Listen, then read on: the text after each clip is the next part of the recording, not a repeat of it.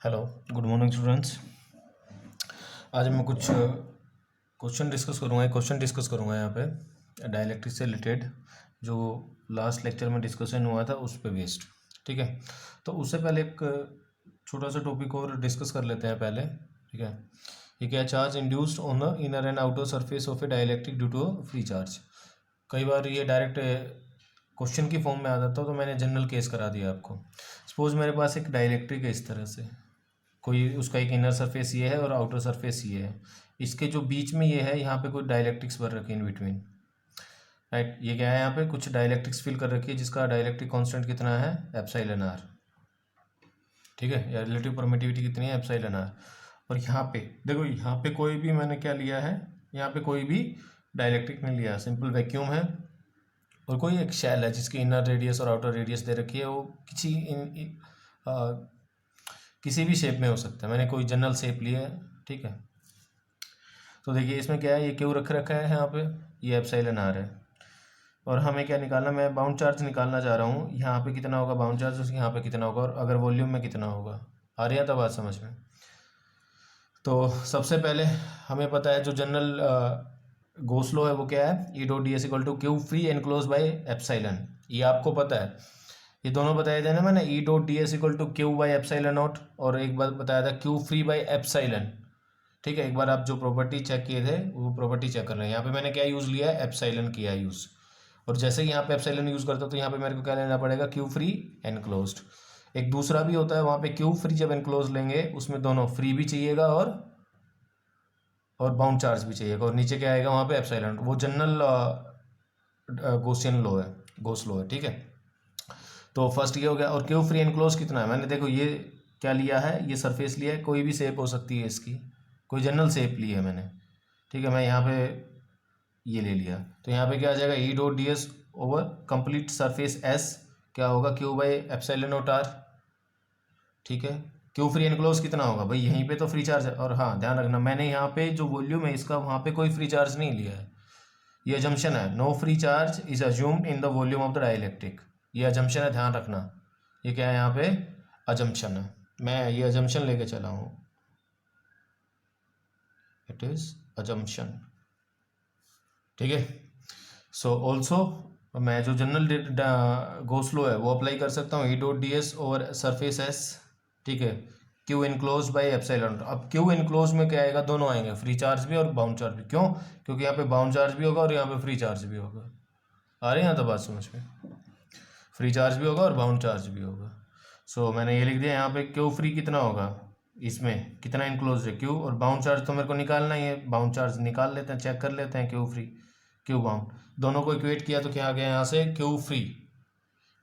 Right, Q free कितना आ गया, सॉरी क्यू बाउंड कितना आ गया, minus Q one minus one by epsilon R. Epsilon R क्या है, वो जो डाइलेक्ट्रिक फील की थी उसका डाइलेक्ट्रिक कांस्टेंट।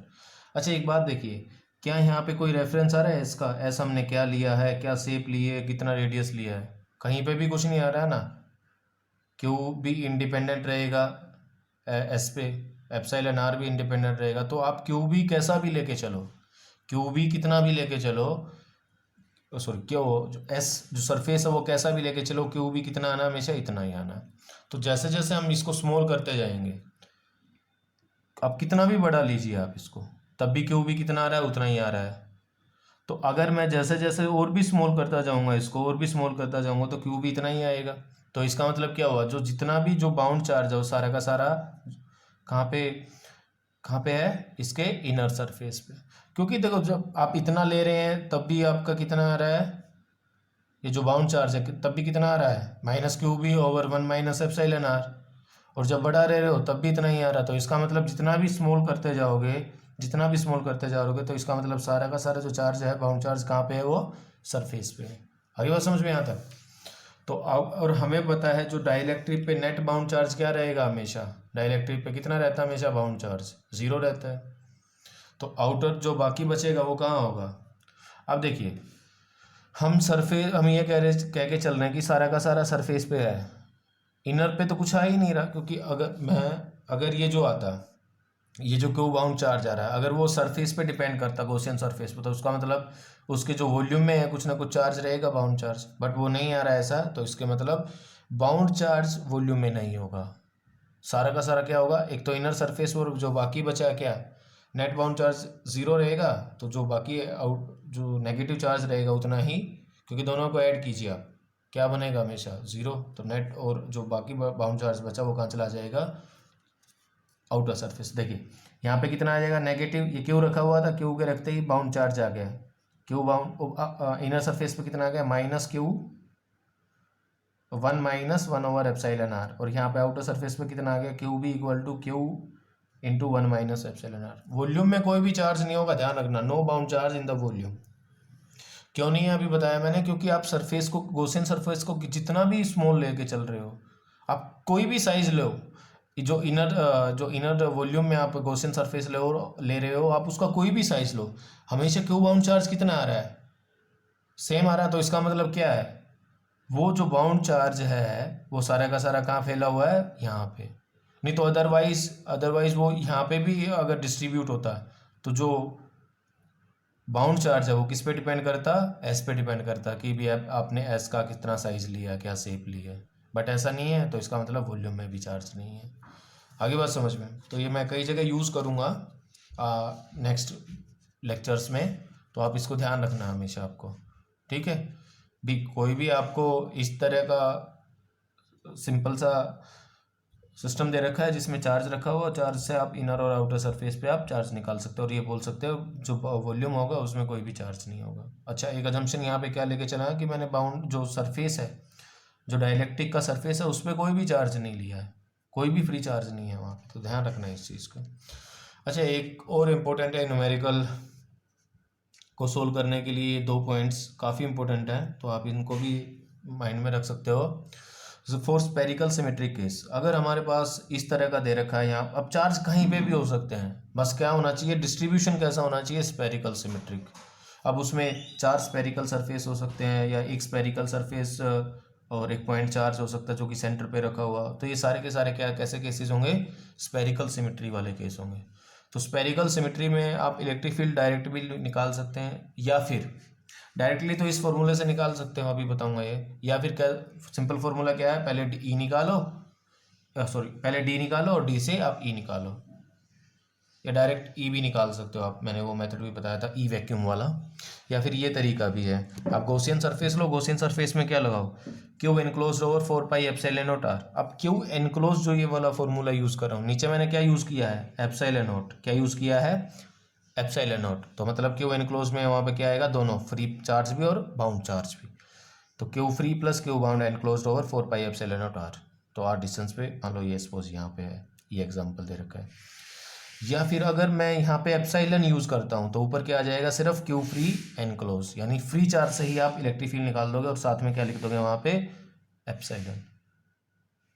आ रही ना बात समझ में। या फिर ये वो वाला फार्मूला ही है वैक्यूम वाला, ई वैक्यूम ओवर एप्सिलॉन आर, आप पहले वैक्यूम मान के निकाल लो, फिर उसको एप्सिलॉन आर से डिवाइड करते जाओ, तब भी निकाल सकते हो।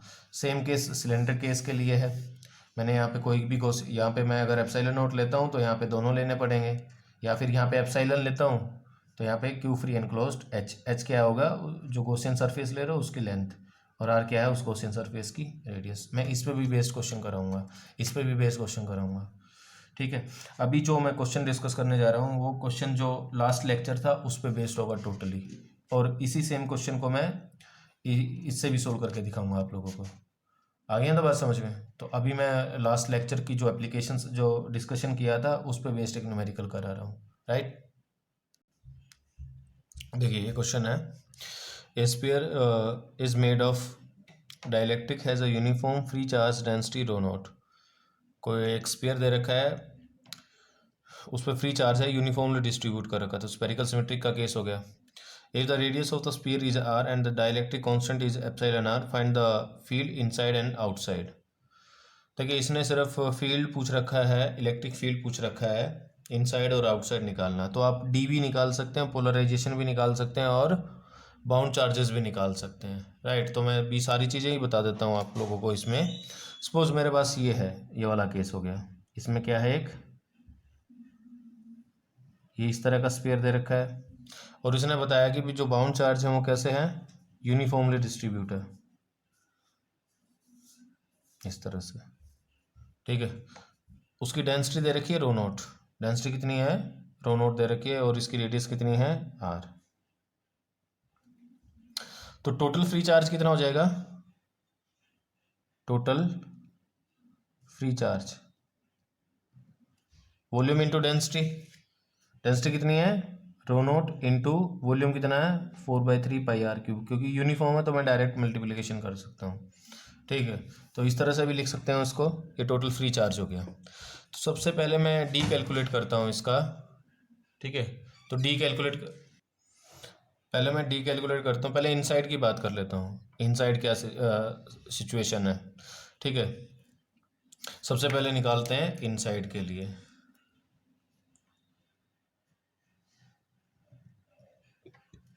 पहले निकाल रहा हूँ मैं इनसाइड के लिए, आर लेस देन आर के लिए, ठीक है। मैं तीनों ही चीज़ें निकाल दूंगा इसमें।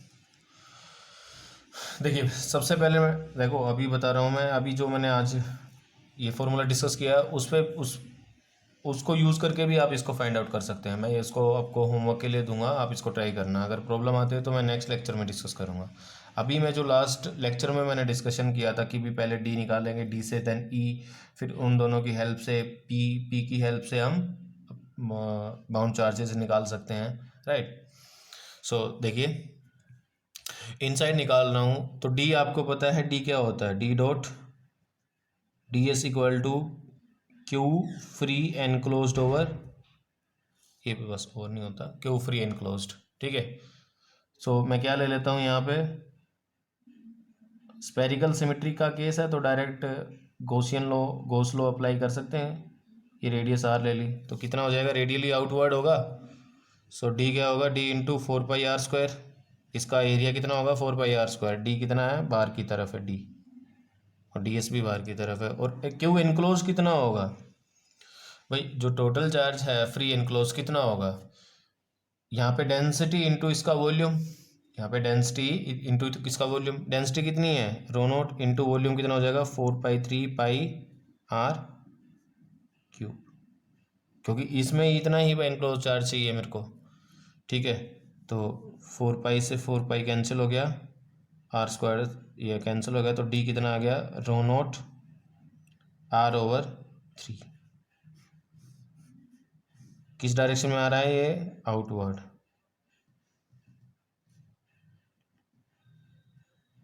रेडियली आउटवर्ड, या डी के इसको लिख सकते हैं ऐसे, और रो r/3 इस तरह से लिख सकते हैं वेक्टर फॉर्म में। जब डी आ गया हमारे पास, इलेक्ट्रिक फील्ड भी आ ही जाएगा इनसाइड। भाई इलेक्ट्रिक फील्ड कितना आएगा यहाँ पे, ई कितना होता है, E equal to epsilon into, sorry ये डी था, D equal to epsilon E. So E कितना आ गया, E equal to D by epsilon, और एप्साइलन क्या होता है, epsilon not epsilon R, epsilon R is given है ना, क्योंकि मेरे को एप्सिलॉन आर के टर्म्स में लिखना है। तो डी की वैल्यू पुट कर दो यहाँ पे, तो डी ई कितना आ जाएगा, ई इनसाइड 1/, ये रो r⁻/3 एप्सिलॉन आर, या फिर इन भी लिख सकते हो आप इसको। आ गया तो बात समझ में। तो ये सिचुएशन होगी यहाँ पे,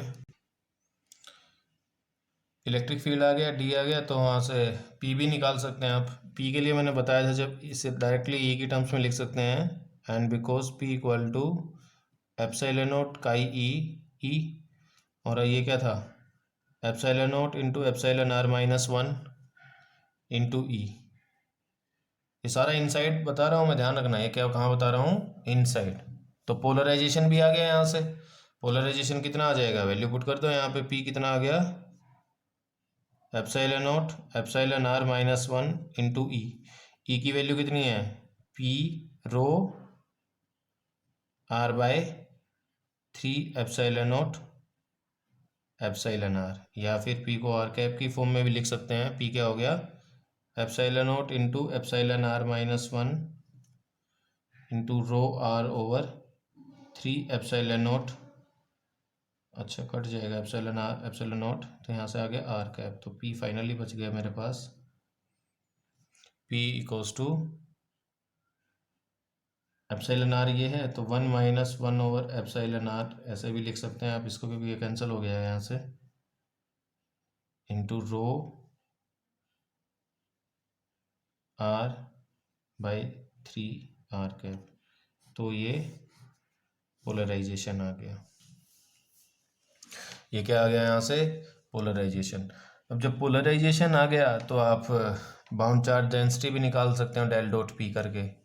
आप ये चेक करना है कितनी आएगी, मैं आपको, and rho B will be equal to minus, ये तो पोलराइजेशन हो गया, ये इलेक्ट्रिक फील्ड आ गया था इनसाइड, ये सारा इनसाइड बताया है, इनसाइड डी इतना आ गया था, डी इनसाइड आपको इस तरह से लिख सकते हैं, ये पी आ गया। यहाँ से चार्ज डेंसिटी भी निकाल सकते हैं, bound charge density, volume bound charge density, वो कितनी आ जाएगी आप चेक करना है इसको, and volume bound charge density, तो आप वो भी निकाल सकते हो, वो कितनी आएगी, rho B will be equal to minus del dot P. तो आप चेक करना इसको ये कितनी आई है, समझ में आ रहा है ना, पी आ गया है आपको, तो ये आप चेक करना है आपको, पी से टोटल बाउंड चार्ज भी आ जाएगा, उसको इंटीग्रेट कर देना, आ गया तो बात समझ में। तो आपको ये रो भी चेक करनी है। अब आउटसाइड पे आ जाते हैं। सो आउटसाइड देखिए, आप आउटसाइड निकालना है तो आउटसाइड पे क्या करना है, आप एक स्पेयर ले लो फिर से अगेन, इस पे ये तो गिवन सिचुएशन थी, यहाँ पे क्या हो जाएगा, एक कोसिन सरफेस ले लिया, कितने रेडियस का, आर का,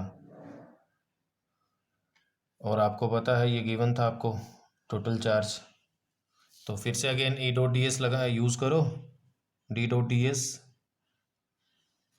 Q free enclosed, Q F enclosed over, हाँ बस ओवर नहीं आए, बस इतना ही आएगा, ये कितना आ जाएगा, D into 4πr² into total free charge क्या होगा, इसका वॉल्यूम इंटू इसकी डेंसिटी, डेंसिटी इतनी है और उसका वॉल्यूम कितना है 4πr³, क्योंकि वॉल्यूम अब यहीं तक है ना चार्ज, तो ठीक है, तो यहाँ से 4 से 4π कैंसिल हो गया, सो डी क्या आ गया, D equal to rho nought r³ over 3r², ठीक है, या फिर वेक्टर फॉर्म में लिखना चाहें तो डी क्या आ जाएगा, rho naught R cap over 3 epsilon not R cap.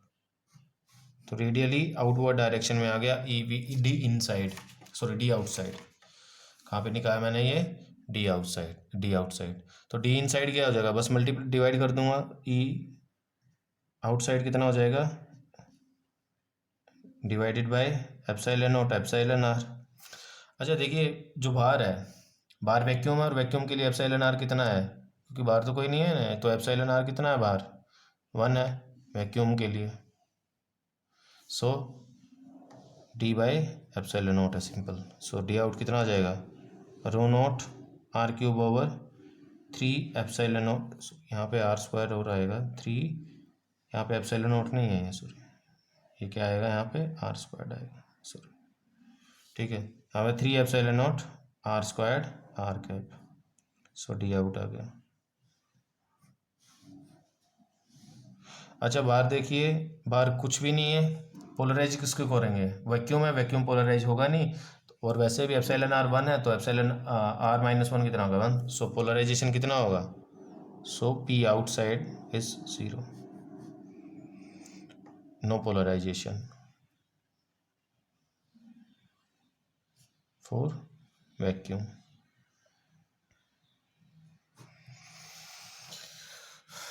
आगे बात समझ में, तो बाउंड चार्ज आपको कैलकुलेट करना, कितना बाउंड चार्ज होगा और कहाँ कहाँ पे होगा, सरफेस पे कितना होगा और वॉल्यूम में बाउंड चार्ज कितना होगा, आपको ये चीज़ ज़रूर ध्यान रखनी है, ठीक है, आपको बाउंड चार्ज निकालना दोनों पे, सरफेस पे और वॉल्यूम पे, यानी बाउंड चार्ज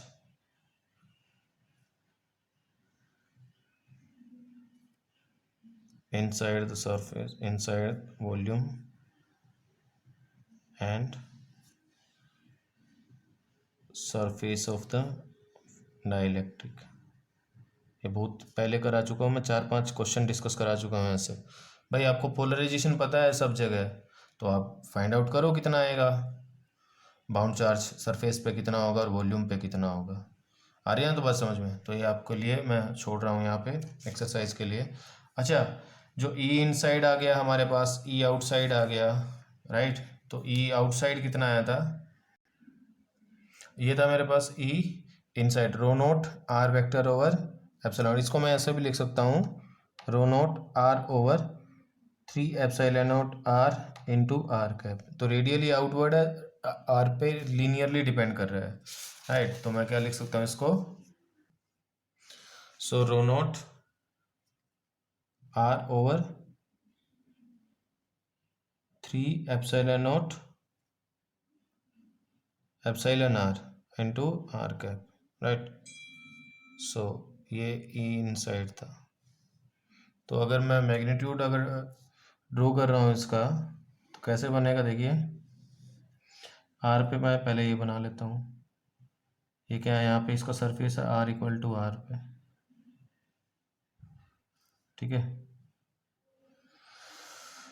देखिए जब ज़ीरो होगा तो ये ज़ीरो होगा, तो ज़ीरो से स्टार्ट होके कहाँ तक जाएगा, ये कुछ इस तरह से जाएगा, ठीक है।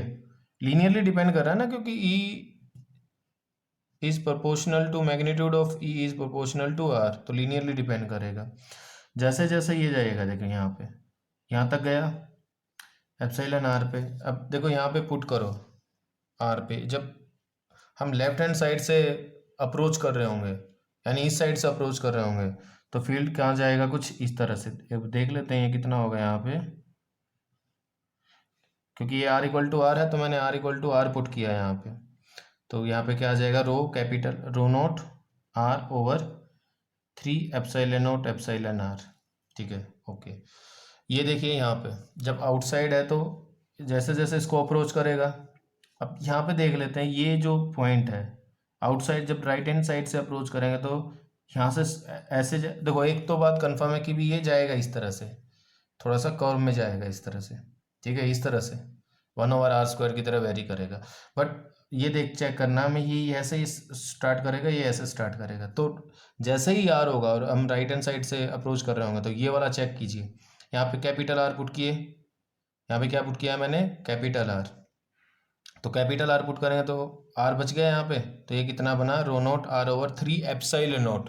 देखिए यहाँ पे कोई एप्सिलॉन आर नहीं है और यहाँ पे एप्सिलॉन आर था, और आपको पता है epsilon R is greater than 1, तो ये वाला फैक्टर हमेशा ये वाला कम रहेगा ना, तो वो कहाँ से स्टार्ट होगा, यहाँ से स्टार्ट होगा इस तरह से, ठीक है।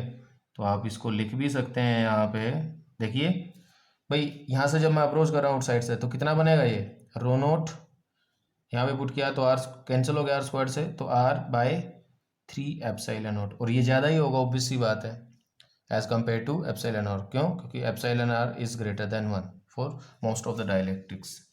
तो ये वेरिएशन आ गया किसका, ई का। देखो यहाँ पे डिसकंटिन्यूअस है फील्ड, फील्ड कैसा है यहाँ पे, डिसकंटिन्यूअस है। यहाँ तक लीनियरली वेरी किया और फिर एकदम से यहाँ गया, तो ऐसे नहीं जा रहा है ये। जब ये अगर ये डाइलेक्ट्रिक स्फीयर नहीं होता, डाइलेक्ट्रिक स्फीयर नहीं होता, ये हमने बिल्कुल स्टार्टिंग में जब गोसलो पढ़ा था, तो उसमें कैसे वेरी करता था, इस तरह से, इस तरह से वेरी करता था, वो कंटिन्यूस था। सो हमारे पास क्या आ गया यहाँ पे, field is discontinuous, field is electric field discontinuous at r equal to R. अच्छा, जो d है वो डिसकंटिन्यूअस नहीं होगा, d जो होगा वो कैसा है, वो कंटिन्यूअस है, किस पे, यहाँ पे इंटरफेस पे at r equal to R पे, सरफेस पे, उस पर वो डिसकंटिन्यूअस नहीं है। तो आप इसको चेक कर सकते हैं। तो होमवर्क के लिए मैंने एक तो ये दिया आपको, ये फाइंड आउट करना आपको, ठीक है, find bound charges inside the volume and outside the surface of the dielectric, ये आपको फाइंड आउट करना है, राइट। तो नेक्स्ट में मैं 2 क्वेश्चन और डिस्कस करूंगा। आज के लेक्चर के लिए बस इतना ही, आप उसको अच्छे से डिटेल में पढ़ें पूरा, ठीक है। आप पी के लिए भी ग्राफ ड्रॉ करके देखें और डी के भी लिए भी करके चेक करके देखें कि भाई डी कितना आ रहा है। और दूसरा अगर मेथड आपको पता हो जो आज मैंने डिस्कस किया था, आप उसको भी यूज़ करके फाइंड आउट कर सकते हैं। Thank you.